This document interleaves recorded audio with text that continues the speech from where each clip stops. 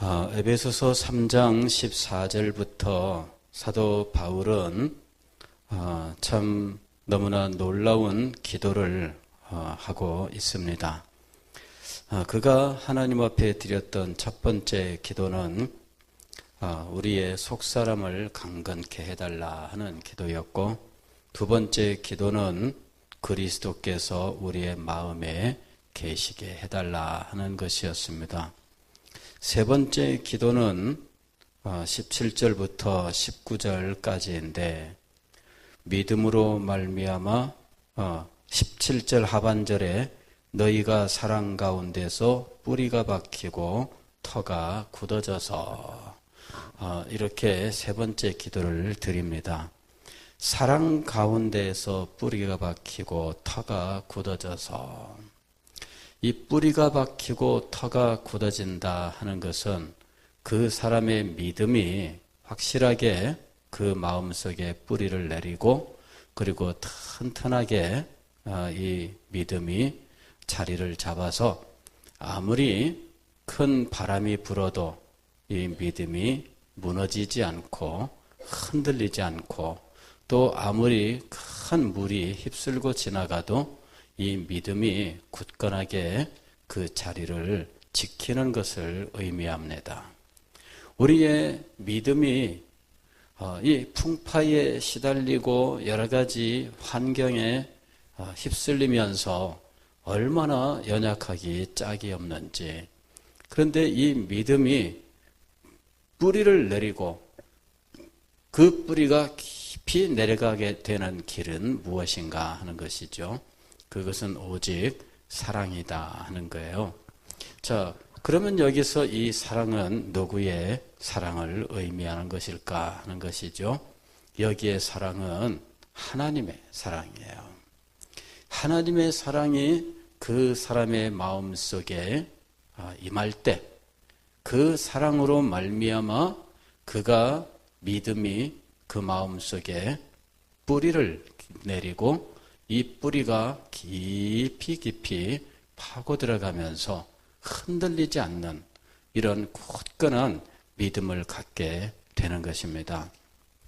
예전에 우리 요 화단에 그 찔레꽃이 있었어요. 찔레나무가 있었는데, 이게 이제 너무 무성하고, 또 찔레 특징 자체가 가지가 막 쭉쭉 뻗는데 이게 가시가 있고 하다 보니까 너무 이게 이제 좀 모양이 너무 이제 좀 안 좋아서 이 찔레를 이제 제거를 했습니다.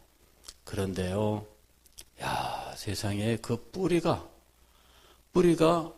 얼마나 깊이 뿌리를 내리고 있는지, 하여튼 몇 사람이 달려들어 가지고 그 뿌리를 제거하는데 정말 온 힘 다 들였어요. 아니, 우리 화단 그 뭐 얼마 안 되는 것 같은데요, 그 밑으로 깊이까지 뿌리를 내려 가지고 이 뿌리를 제거하느라고 나중에 다 끝내고 나니까 소나기에 힘이 없어요. 이게 덜덜덜 떨리는 거 있죠. 그냥 막 그 낫으로 후려치고 톱으로 썰어대고, 그 다음에 삽으로 막 흙을 파내고, 막 그 속된 말로 하면은 별짓을 다 한 거죠. 그 뿌리가 깊으니까요, 야, 이 나무가 얼마나 이 깊이 뿌리를 내리고 튼튼하게 있는지. 나무는 뿌리다. 그죠? 나무는 뿌리다. 우리의 믿음을 나무에 비유한다면, 이 믿음의 뿌리는 하나님의 사랑으로 인하여 우리 마음속에 깊이 파고들게 되는 거예요. 그리고 이 하나님의 사랑으로 인하여 믿음의 뿌리가 깊이 파고들게 되면, 그러면은 이 흔들리지 않아요. 그리고 이상한 것은요, 뿌리가 깊이 파고든 그 땅은 산사태가 나도 멀쩡한 거예요. 나무 뿌리가 깊이 내리지 못한 곳은요, 그냥 비가 많이 와서 물이 막 흘러내려가면, 그러면은 이 겉에 흙 표면이 그냥 흐물흐물해지면서 그냥 쫙 밀려 내려가요. 이게 이제 산사태예요. 그런데 뿌리가 깊이 뿌리를 내리게 되면 비가 아무리 많이 와도 이 흙이 흘러내리지를 않아요. 그래서 그 자리에 튼튼하게 있게 되는 거예요. 뿌리의 이 역할이라고 하는 것이 참 대단한 거죠. 이렇게 뿌리가 깊이 내리고 그리고 튼튼하게 있으면 외적으로 어떤 그 환경의 어려움, 즉 가뭄이 든다든지 뭐 이런 상황 속에서도 이 믿음이 아주 굳게 자리를 잡을 수 있다 하는 거예요. 로마서 5장을 보게 되면은 하나님께서 그리스도인에게 주시는 은혜를 무엇이라고 표현했느냐 하면 하나님의 사랑이 우리 마음에 부음바 되매니 이렇게 이야기를 하고 있어요.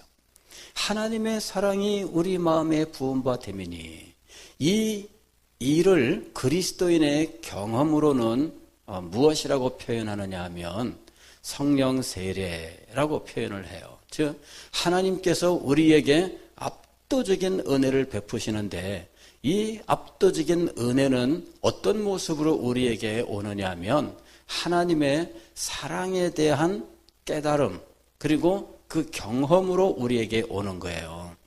하나님의 은혜는 우리에게 어떻게 오느냐?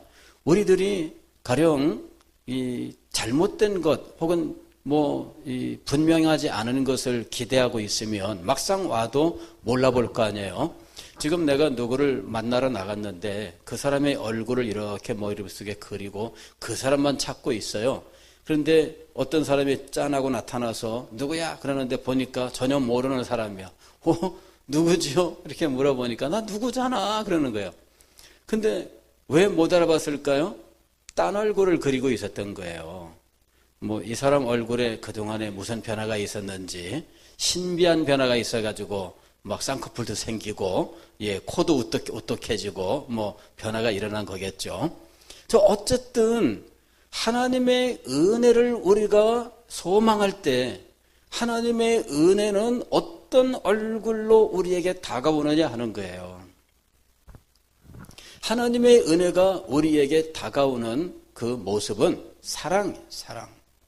하나님의 사랑이 우리의 마음에 부어지고 우리는 하나님의 사랑을 한없이 마음속에 깨달으면서 우리가 받았던 복음이 우리의 마음을 감동시키고 그리고 이 복음에 대한 우리의 사랑이 마음속에 풍성하게 되면서 우리의 마음에 이 믿음이 뿌리를 깊이 내리게 되어 있어요. 그래서 하나님께서 우리에게 은혜를 베푸실 때에는 사랑이라고 하는 얼굴로 우리에게 은혜를 베푸신다 하는 거예요. 하나님의 사랑을 맛본 사람은 하나님을 사랑해요. 하나님의 사랑을 맛본 사람은 하나님을 배반하지 않습니다. 하나님의 사랑을 맛본 사람은 하나님을 깊이 신뢰를 해요. 아이들도 마찬가지입니다. 아이들도 자라날 때 부모의 사랑을 한없이 받은 자녀와 사랑을 받지 못한 자녀는 자랐을 때 그의 마음과 그 행동이 달라요. 그 사람의 가치관이 달라요. 사랑을 받은 사람의 마음 속에는 포근함이 있어요. 그러나 사랑을 받지 못한 사람의 마음은 각박함이 있어요. 그래서 사랑을 받았느냐 사랑을 받지 못했느냐가 그 사람의 인생에 얼마나 많은 영향을 미치는지 몰라요. 그리스도인의 믿음도 마찬가지입니다. 그리스도인의 믿음도 하나님의 사랑으로 한량없이 그의 마음속에 이 사랑이 밀려 들어왔을 때 그때에 그의 믿음이 풍성해지는 거예요. 하나님의 사랑을 맛보지 못한 사람은 이 믿음이 굉장히 연약해요. 언제 이 믿음이 끊어질지 참 불안하기 짝이 없습니다. 그러나 사랑을 맛본 사람은 달라요. 우리는 하나님께서 우리의 믿음을 축복하시고 은혜를 베푸실 때 사랑이라고 하는 얼굴로 우리에게 나타나신다 하는 사실을 반드시 기억을 해야 됩니다. 우리 찬송가에도 그게 있잖아요. 그 크신 하나님의 사랑 말로 다 형용을 못하네 이렇게. 근데 이 시를 보게 되면 참 대단한 것이 하늘을 두루마리 삼고 바다를 먹물 삼아도 하나님의 사랑 다 기록할 수 없다 그랬어요. 하나님의 사랑을 어떻게 체험을 했길래 이 사람은 하늘을 두루마리 삼고 바다를 먹물로 삼아서 이거를 펜으로 찍어서 하나님의 사랑을 써도 세상에 다 못 쓴다고 이야기할까? 물론 비유지만 그 비유를 볼 때마다 그리고 찬송할 때마다 야, 정말 이 사람은 하나님의 사랑을 말로 다 할 수 없이 깊게 넓게 깨달았구나. 그리고 경험했구나. 이게 깨달음이란 경험을 말하는 거예요. 왜냐하면 사랑의 특징은 관찰해서 아는 것이 아니라 경험하여 아는 거거든요. 그래서 사랑의 깨달음이란 경험을 의미하는 거예요. 하나님의 사랑으로 말매 가운데에서 우리의 믿음이 뿌리가 내려지고 그 터가 굳어지게 된다는 거죠. 자, 그러면 계속해서 이 사도는 이렇게 기도를 하고 있어요. 능히 모든 성도와 함께 지식에 넘치는 그리스도의 사랑을 알고 그랬어요. 하나님의 사랑도 크고 큰데 하나님의 사랑뿐만 아니라 누구의 사랑도 있어요? 그리스도의 사랑도 있다 그 얘기예요. 그리스도께서도 제자들에게 말씀하셨어요. 아버지께서 나를 사랑하신 것 같이 나도 너희를 사랑하노니 그랬습니다. 아버지께서 그리스도를 사랑하신다면 그 사랑은 얼마나 큰 사랑일까요? 그것은 참된 사랑, 순수한 사랑 아니겠습니까? 그런데 그 사랑만큼 내가 너희를 사랑한다 그랬어요. 그리스도의 사랑도 한량없는 사랑입니다. 그 사랑이 제자들에게 임했고 성경은 예수님께서 십자가에 달리시기 전에 자기 사람을 사랑하시되 끝까지 사랑하시니라 이렇게 말씀하셨어요. 그리스도의 사랑이 끝나지 않습니다. 그리스도는 사랑하신 그 사랑을 변개시키는 분이 아니에요. 변함없이 이 제자들을 사랑하셨는데 제자들에 대한 그 사랑은 바로 우리를 향한 사랑이었어요.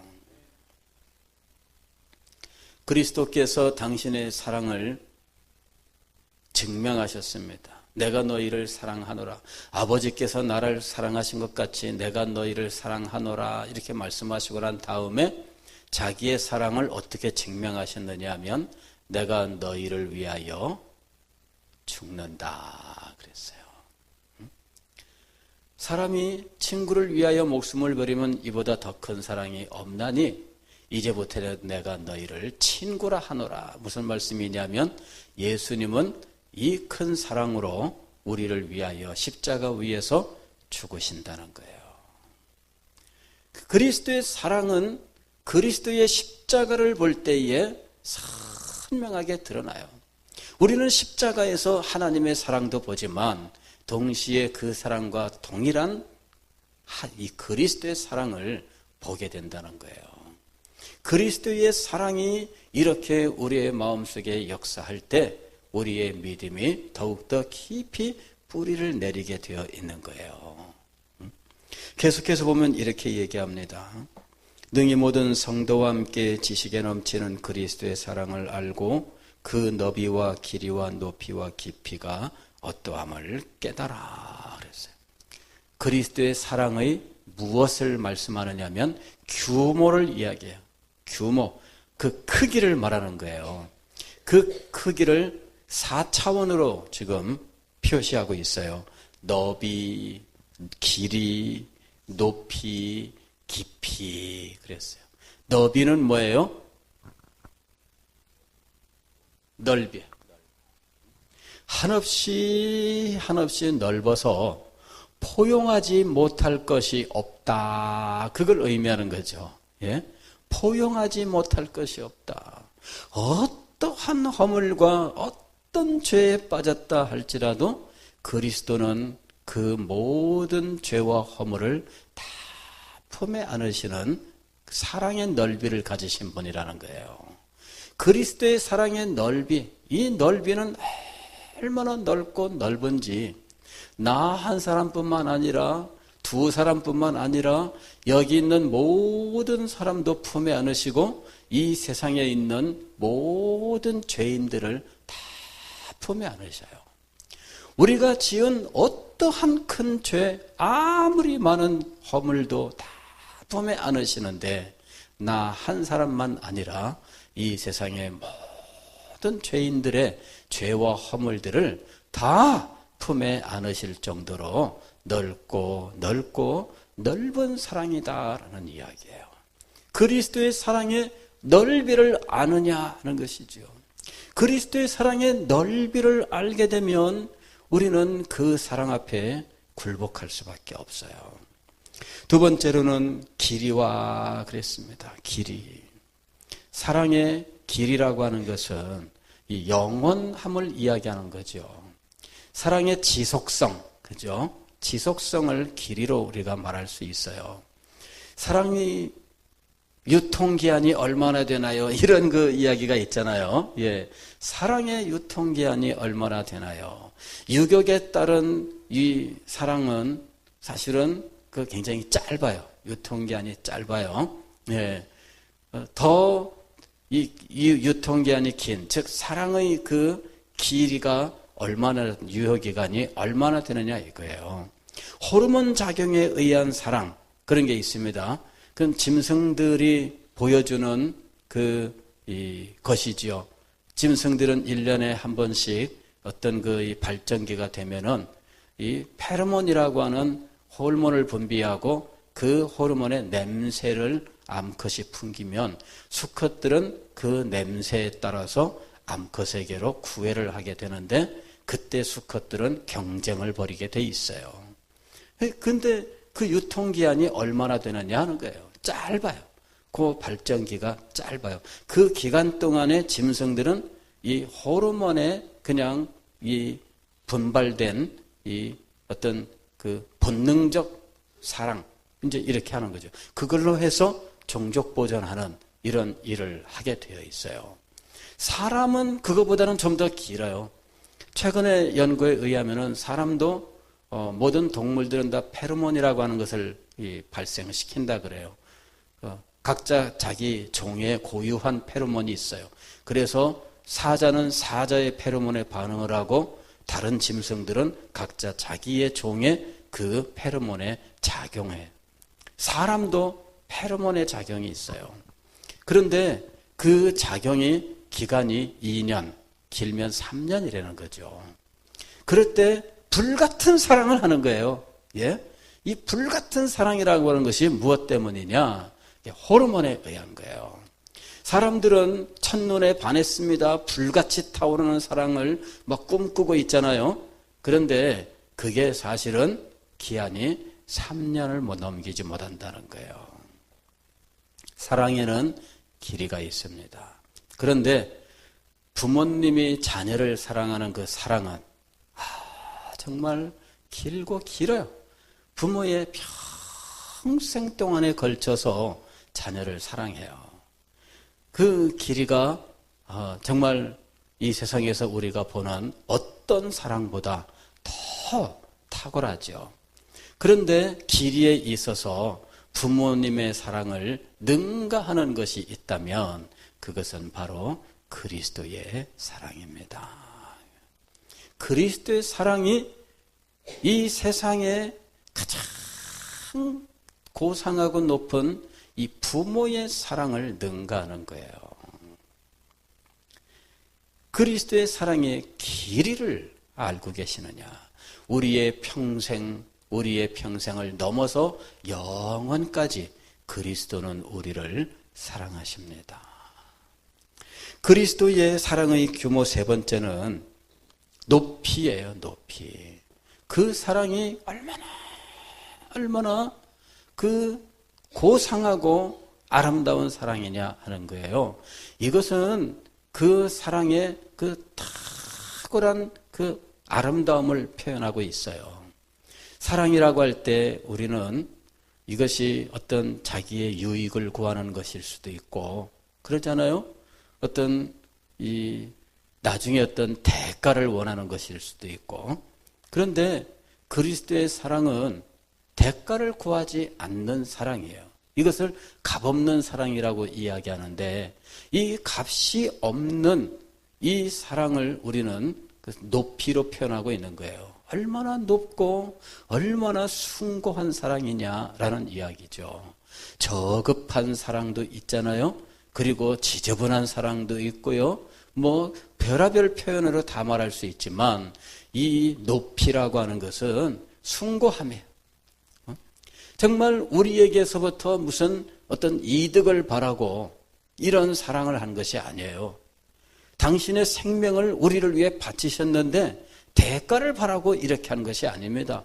사랑하기 위해서 이 사랑으로 이 우리를 구원하시기 위해서 이분은 아무것도 바라지 아니하고 우리를 위하여 생명을 버리신 거예요. 그래서 그 사랑이 얼마나 숭고하고 아름다운지 그 높이를 감히 잴 수가 없다라는 이야기죠.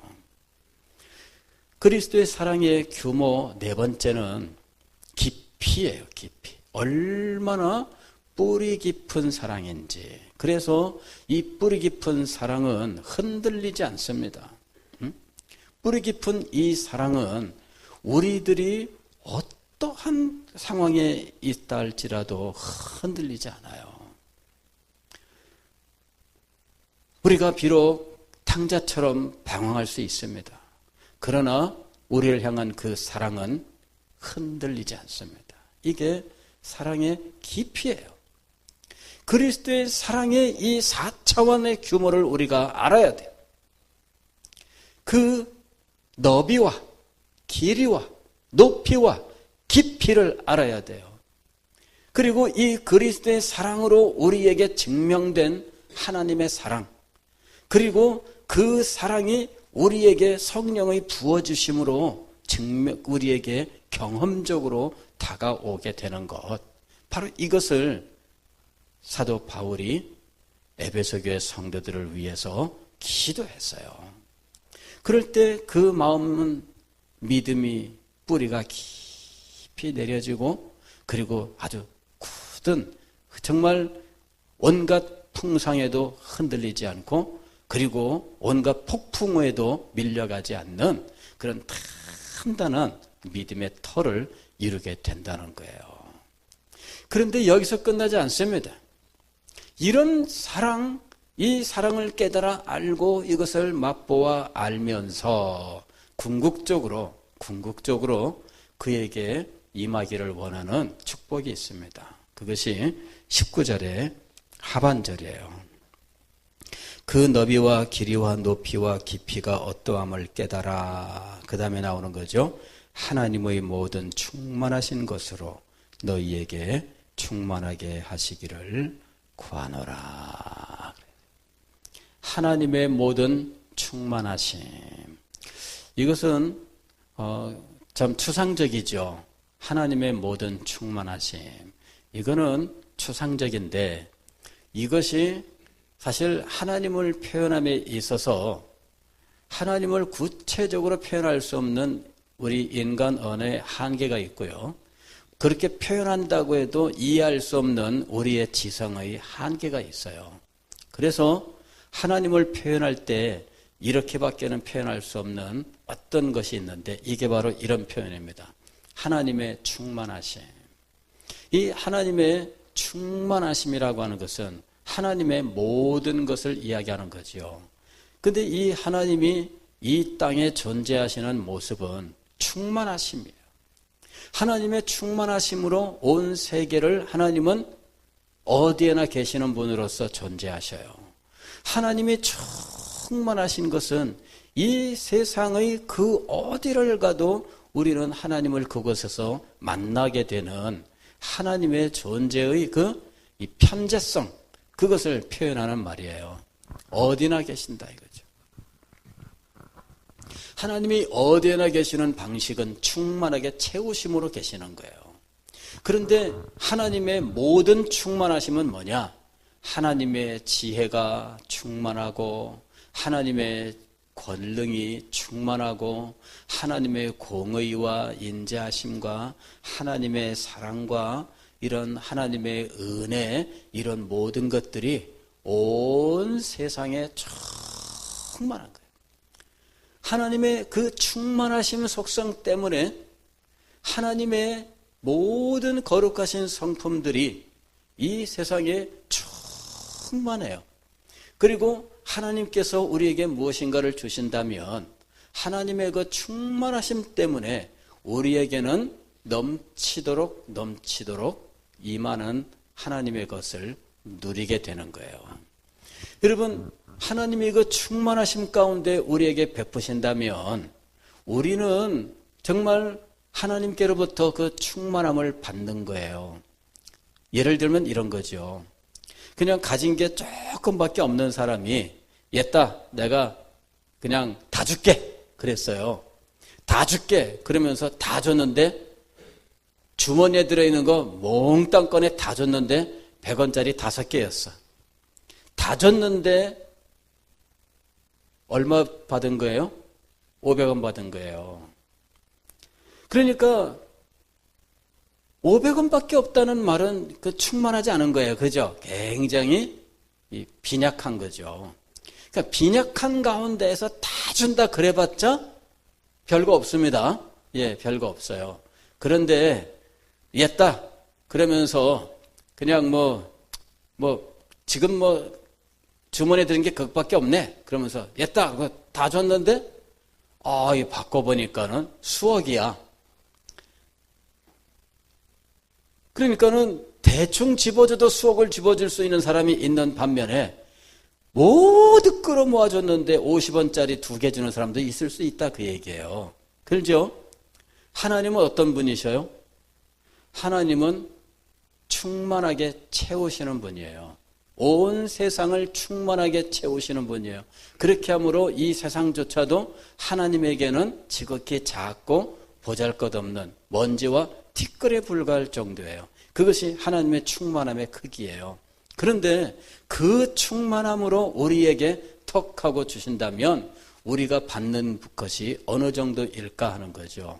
그래서 이 충만하신 것으로 너희에게 충만하게 하시기를 구하노라 하는 것은 이것은 말로 표현할 수 없는 압도적인 은혜의 충만함을 이야기하는 거예요.